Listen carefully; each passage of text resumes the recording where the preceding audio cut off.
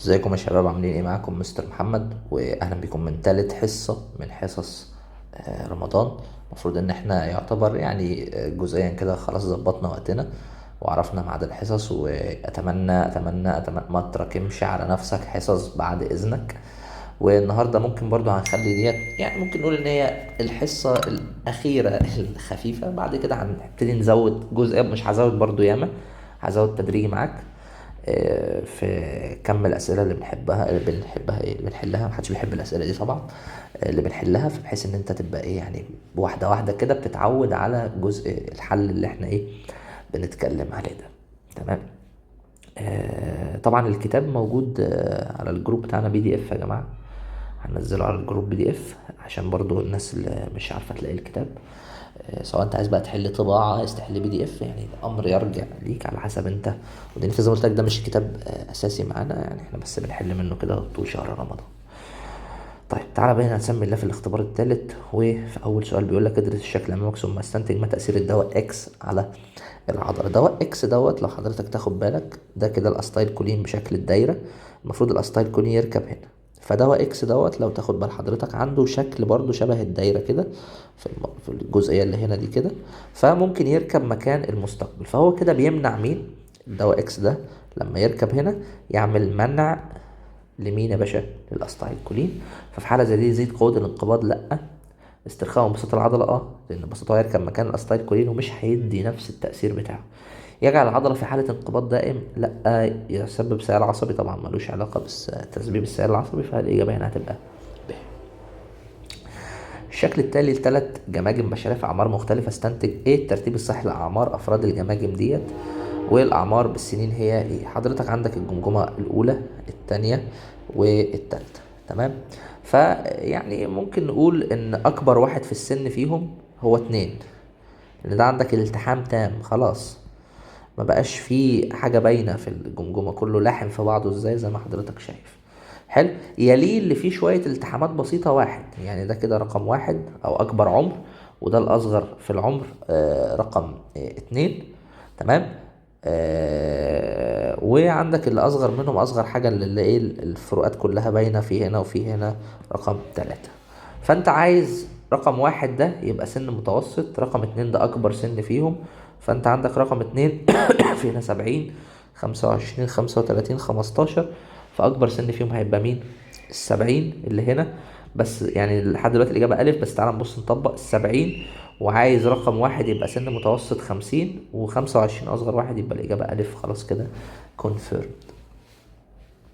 السؤال قدامك بيقول لك ما عدد العظام اللي تتمفصل مع الجزء ده او هذا الجزء من العظمه. تمام. هو هنا مشاور على ايه؟ يعني انه جزء بالظبط يعني اللي مشاور عليه؟ انا مش عارف. تمام. فيعني خلينا نقول ان هو مشاور على القص، لان بيتمفصل مع الجزء الغضروفي، مفيش تمفصل معاه يعني. فخلينا نتعامل مع عظمه الايه القص نفسها. حلو. فيتمفصل مع الجزء ده من العظمه عند حضرتك. المفروض يعني ممكن نقوله العظام المرتبطة بيه هيبقى عند حضرتك. يعني بقول لك هو موضحش عنه جزء، فانا هتعامل مع القص. طبعا السؤال تقريبا فيه مشكلة. فبإذن الله هيبقى مثلا نقوله ان اول 12 زوج، فهيبقى كده 20 عظمة واتنين ترقوة. ولو ان الجزء اللي فوق في الترقوة ده مش موجود، بس يعني زي ما بقول لك الرسم مش اوضح حاجة. تمام. هو موضحش عايز انه جزء من العظمه، يعني انا مش عارف. فخلينا نتعامل ان هم العظام المتصله كلهم هيبقوا 22. تمام. بس انا مش واضحه، انا يعني زي ما بقول لك انا بتعامل مع اللي قدامي.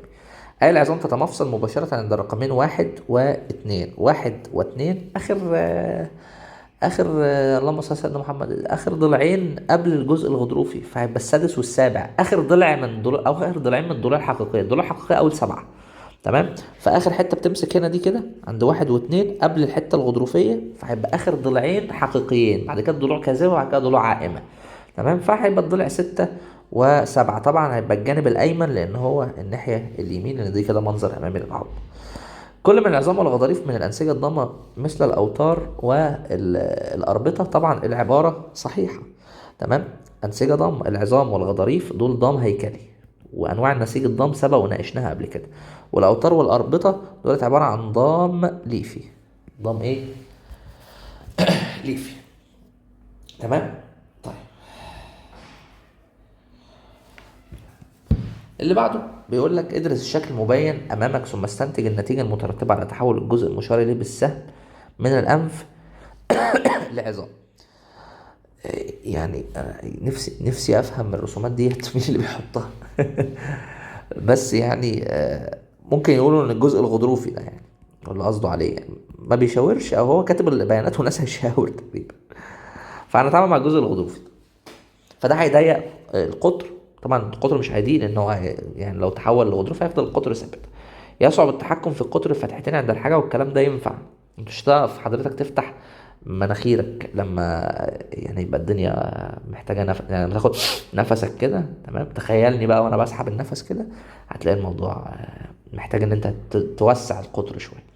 يقل افراز الغشاء المخاطي. طبعا الغشاء المخاطي ملوش دعوه، هيفضل يعني موجود، ده جزء داخلي تبع اللايننج او البطانه بتاعت الانف. يزيد قطر لا مش هيزيد طبعا ولا هيقل، بس هو هيصعب التحكم فيه، لان هو هيفضل ثابت، هيبقى عظمه مش غضروف. طبعا في عضلات، العضلات دي اللي بتسحب الانف، خلي بالك عشان تفتح القطر ده. الشكل التالي يبين التغيرات التي تطرأ على ثمار الكمثرى بعد قطفها. تمام. بعد القطف تبقى خضراء، تمام. بعد كده بعد النضج بتتحول كده. ايه المنحنيات اللي تطرأ او التغيرات اللي تطرأ على ثمرة الكمثرى من حيث الطراوة والطعم اثناء نضجها؟ طبعا فكهاني. تمام. شو يعني، حط نفسك مكان الفكهاني بقى وابتدي. طبعا السؤال ده يفيدك اذا كنت مشروعك القادم هو اقوى فكهاني في الدنيا. المهم، طبعا انا بهزر يا جماعه، السؤال جميل وفكرته حلوه، يعني انا بهزر.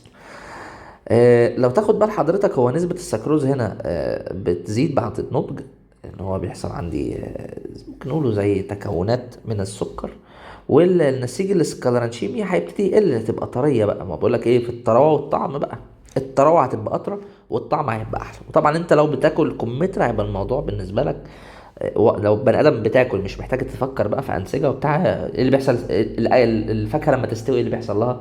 بتطرى، طعمها يحلو. يعني حل السؤال كده. لو انت مضايقك يعني فكره السؤال.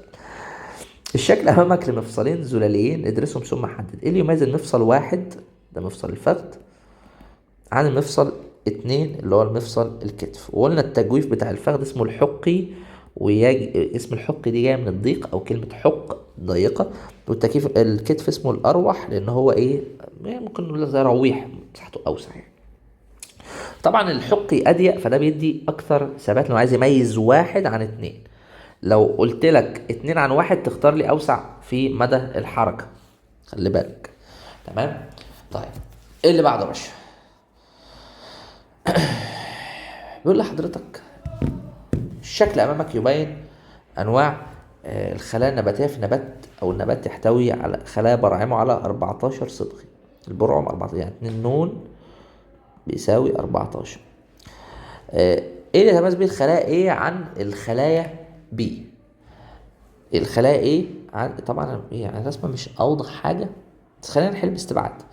توجد طبعا بي انت عندك هنا ممكن نقول انها خلايا حيه، تمام. واضح ان يعني ايه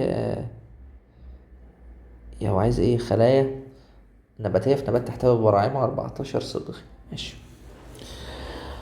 الرسمه مش اوضح حاجه، فيعني بس مش عارف دي حيه ولا ميته. مفيش شكل انويه، مش عارف باين ولا مش باين. ده فيها انويه، دي خلايا حيه، تمام. وسي دي برضو خلايا حيه. من الملاحظ هنا ان بي عندها سمك في الجدار، وهنا سمك اقل في سي. فانا هقدر ان ايه دي سكالرانشيمية، تمام. بي كولانشيمية، وسي بارانشيمية. توجد في قشرة الجذر، لا دعامة تركيبية فقط، عدد الصبغ 14. لا دعامة تركيبية فقط صح، بس عدد الصبغ 14 ما فيهاش نواة، ما فيهاش عدد صبغي اصلا، فعشان كده استبعد به.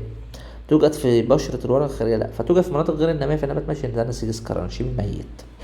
شوف انا حليت بالاستبعاد، لان الموضوع زي ما قلت لك مش اوضح حاجة، رسومات قوية ما شاء الله يعني. استنتج نوع القنوات R المسؤولة عن توصيل السائل العصبي النهايات العصبية والحركية. تعال نفهم السؤال كده عشان هو جايب لي ارقام. ادرس الشكل اللي يبين انواع مختلفة القنوات الايونات في غشية الخلايا، ثم اجب على الاسئلة 10 و12، او من 10 ل 12. فين القنوات R؟ معلش، يعني القنوات R هنا. قنوات ار دي تبقى على او اثناء توليد السيال العصبي على العصب، على محور الليفه العصبيه. فالقنوات ار دي طبعا هنا مفيش شغل كالسيوم، تمام، هنا شغل صوديوم وبوتاسيوم. فانت عايز قنوات صوديوم وبوتاسيوم. صوديوم هنا قنوات تفتح بعد الارتباط بالناقل العصبي، بس انت عايزها تتغير بجهد الغشاء، لان ده بسيال عصبي، ده جوه العصب، جوه العصب. فهتختار من 5 و6، وهو 5 و6 فعلا الإجابة اللي تنفع، ما 4 مش معانا. نوع القنوات اكس. قنوات اكس ديت بتاعت الكالسيوم، تمام، قنوات اكس دي بتاعت الكالسيوم، بتاعت ضغط الكالسيوم، فتبقى 4 بس. نوع القنوات واي وزد. واي فين؟ واي هنا، وزد هنا، دول على الساركوليما. دول اللي ايه؟ اللي على الساركوليما، دول هيبقوا صوديوم وبوتاسيوم، بس تفتح بعد الارتباط بالنقل العصبي، اللي هو هيبقى مين؟ الاستايل كولين، لان ده اللي موجود على الساركوليما، تمام. فتبقى هنا 2 و3.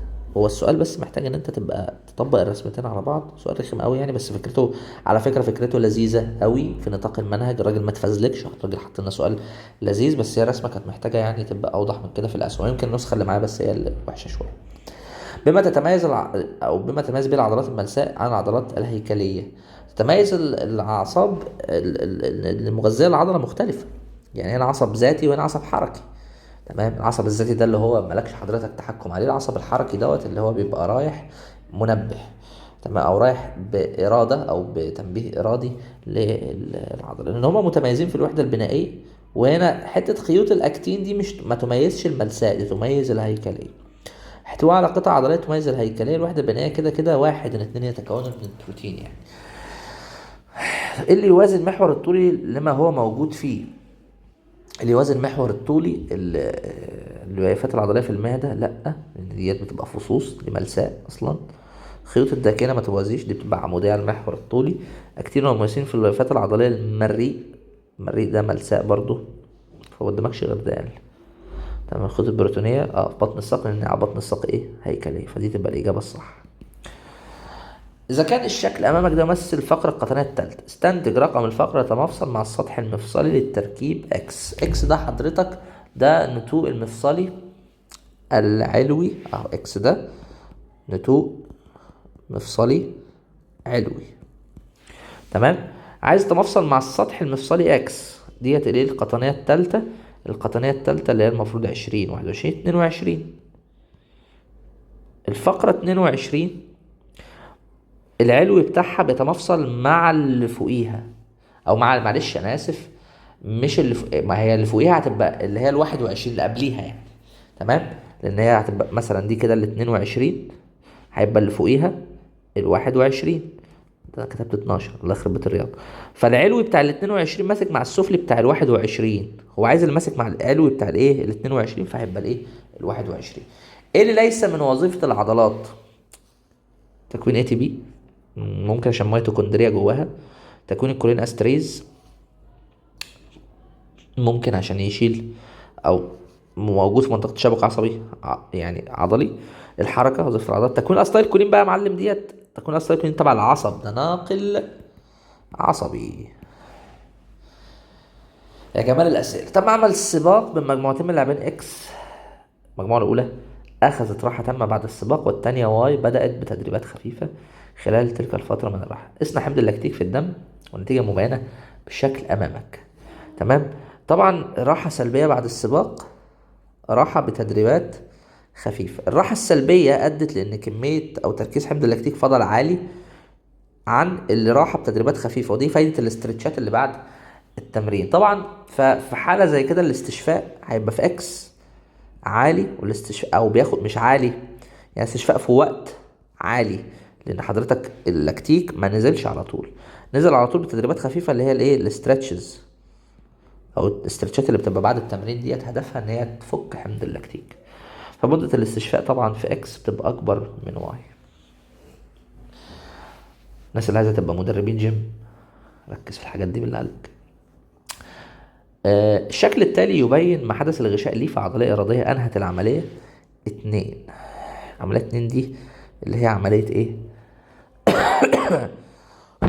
الانبساط، تمام. وواحد دي الانقباض. استنتج ايه نتيجة الحالة اللي عليها الساركوليم في 2. تمام.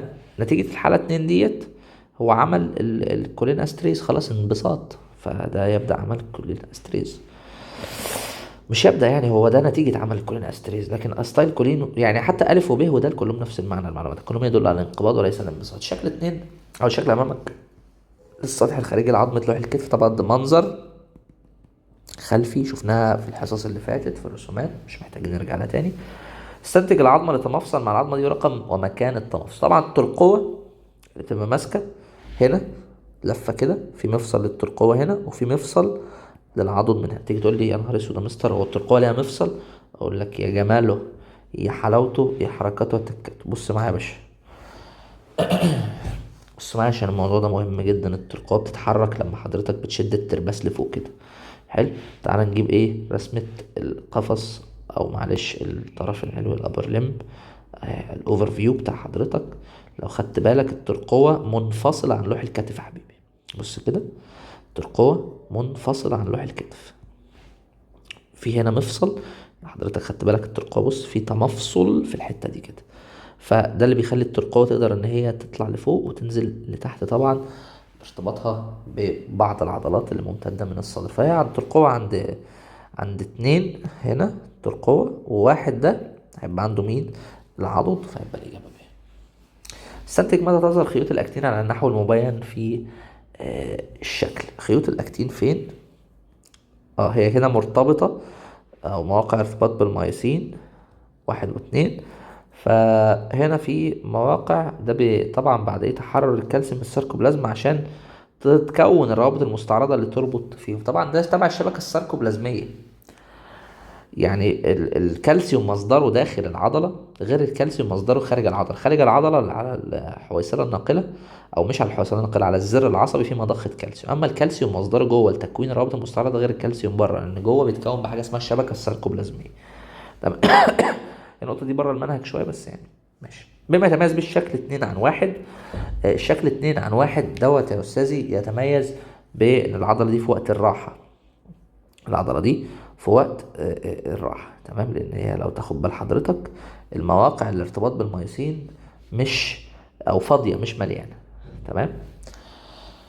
اللي بعده، بما تتميز العظام 2 عن العظام 4، والعظمة 2 تتميز بإيه عن العظمة 4؟ 2 دي حضرتك دي عظمة، أو 2 ديت عبارة عن عظمة متمفصلة مع مين، أو ديت كده عبارة عن الاتنين على بعض دول الساق وده الساعد.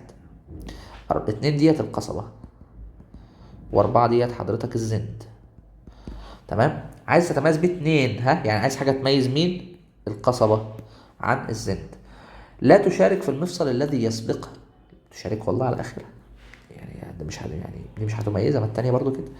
تشارك في المفصل الذي يسبقها، ما هو الاتنين برضو مع يعني 2 مش تمام، ما هو مشاركة برضو، دي مشاركة في الرزغ والكوع، هنا في الرزغ وهنا في الكوع، وهنا دي برضو مشاركة في الركبة وفي الرزغ، مش حاجة تميزها. تتحرك 1 نصف دائرية، مفيش حركة نصف دائرية في القدم اصلا. الحركه النصف دائريه او الحركه الدائريه في القدم بتنشا من مفصل الفخذ وليس من ايه؟ من الساق. تتمفصل نهايتها مع الرزغ، ده يميزها عن 4، لان ببساطه الزند مش ماسكه مع الرزغ. يعني بص بيبقى في جزء هنا مش ماسك مع الرزغ. وريني يا مستر عشان اكسكيوز مي كده، انا مش مقتنع. هات الدراع يا باشا، بص كده، شايف هنا مين اللي عمل المفصل ده؟ القعبره. الزند مش ماسكه دايركت في الرزغ. طب هل ده معناه انها مش بتتمفصل؟ والله بتتمفصل، ولكن المفصل هو موضع التقاء العظام. التمفصل هو الحركه بين العظمتين على بعض، فاحنا هنختار دال نظرا للصيغه اللي عليها السؤال يعني. استنتج الى اي نوع من العضلات تنتمي لها عضله الحجاب الحاجز. طبعا عضله الحجاب الحاجز هتبقى عضله هيكليه لا اراديه واراديه. تيجي تقول لي يا مستر دي مش في المنهج، ايوه، بس بيقول لك عضلة الحجاب الحاجز دي انت قادر على حركتها. لو حضرتك جيت تضم صدرك كده وتسيبه هتلاقي نفسك بتقدر تحركها، وفي نفس الوقت هي لا إرادية. لا إرادية في حالة ايه؟ في حالة ان حضرتك بتتنفس عادي ومش مركز مع الموضوع، فخلاص وصلها الاثنين، وصلها عصب ذاتي وعصب حركي. تيجي تقول لي مستر مش عارف المنهج ما خدتهاش، انا مالي، معلومة يا حبيبي اعرفها. تمام. احنا قلنا الكتاب دوت احنا بنحله مش عشان نعرف مين في المنهج، مش احنا بنحله عشان نشوف افكاره الراجل ده بيقول ايه. اكيد المؤلف عنده وجهة نظر. حدد وقت واتجاه حركة العضلات بين الضلوع عند انقباضها في التنفس الطبيعي. انقباضها بتبقى في الشهيق ساعة ما تاخد نفس حضرتك، بتبقى الأعلى وللخارج أو للأمام وللجانبين. والحتة دي اتلغت من المنهج. استنتج ما عدد أسطح التمفصل بين عظام العجز اللي أمامك. طبعا عندك أدي 1 2 3 4 أسطح تمفصل في عظام العجز. ما تجيش تحسب لي العصعص بعد إذن حضرتك، هو حدد لي فهيبقى 4. والفكرة دي هو مكررها كتير. الفكرة دي جت السنة اللي فاتت وكان عليها جدل كبير قوي قوي قوي واحنا اتكلمنا فيها. قلت لك الفكرة دي ما تهتمش بيها لأن خلاص الوزارة حسمت إن هي ملتحمة، مالكش دعوه باسطح التمفصل. يعني الحته ديت ما تركزش فيها، بس ادينا حليناها عشان تبقى فاهم الموضوع. جدول التالي يوضح 4 مواد في احدى العضلات الهيكليه لشخص يقوم بتدريبات رياضيه. تفسيرك للنتائج دوت ايه؟ الجلوكوز 100 100 وصح الصح. الاي تي بي عالي. الايه؟ انا مش عارف اقراه. مش عارف ايه اللي في الدم تركيزه ايه اللي كان ايه. مش عارف والله. حد شايفها يا جماعه؟ ولا حد شايف هيرد عليا ازاي؟ اكلم نفسي. استهلاك الاحماض الدهنيه عالي. طب خلاص، احماض دهنيه يعني هنا في ايه؟ اكسده لا هوائيه. ما هو الجسم ما دام لجأ للاحماض الدهنيه معنى كده ان هو خلص مخازن الجلايكوجين. انا مش عارف اقرا ديت، بس من استنتاجي يعني للسؤال اللي قدامي دوت ان التدريبات دي معتمده على تنفس إيه الهوائي، لان خلاص هو كده ايه، كل حاجه متظبطه في الجسم يعني. حتى استهلاك الاحماض الدهنيه عالي فالشخص ده بيحرق يا يعني. تمام. معلش انا قلت لك من شويه ان في خلص مخازن. معلش هو ما خلصش مخازن الجلايكوجين، هو كده اعتمد على تدريب يعني في تنفس كويس يعني. حلو. نفسي نقرا 3 ديت ايه مش عارف. ادرس الشكل امامك ثم حدد مواجه الشبه بين رسمتين 1 و2. رسمه 1 ديت عباره يعني مش عارف مين 1 و2، بس هنقدر ان دي 1 ودي 2. هو مش كاتب الارقام فيعني ماشي. مسافة بين خيوط الأكتين في الحالتين مختلفة، يعني المناطق بتختلف. طول الميوسين تشابه ما اختلفش. احنا قلنا طول الأكتين والميوسين ما بيختلفش وما بيتحركوا على بعض، والفكرة دي متكررة كتير. طول الليفة اختلف فده مش وجه شبه. اتصال رابط المستعرض اختلف خلاص هي به، مع انه مش كاتب 1 و2 بس انت قدامك حالتين يعني. أي المنحنيات يمثل التغيرات اللي تطرأ على طول العضلة ثم تم إثارتها بمؤثر كافي. والله العضلة اتأثرت بمؤثر كافي. بص شايفك يا متهور اللي هتروح تختار ده من غير ما تفكر. اهدى واركز. حضرتك دلوقتي بيقول لك طول العضله اثناء الانقباض طولها بيقل بعد كده بيزيد. حضرتك انت بتاثر او انت دماغك حاطط السيال العصبي. اقرا اللي على راس المنحنى هتلاقيها به اهو هنا كده عند الانقباض.